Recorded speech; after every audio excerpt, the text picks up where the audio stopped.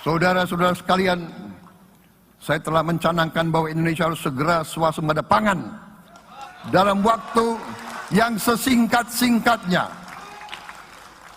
Kita tidak boleh tergantung sumber makanan dari luar.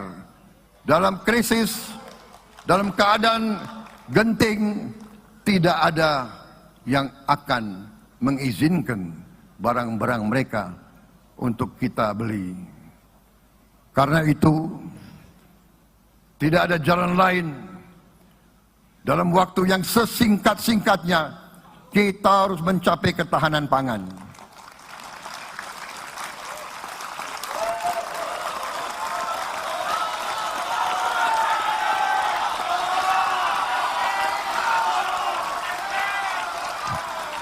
Kita harus mampu memproduksi dan memenuhi kebutuhan pangan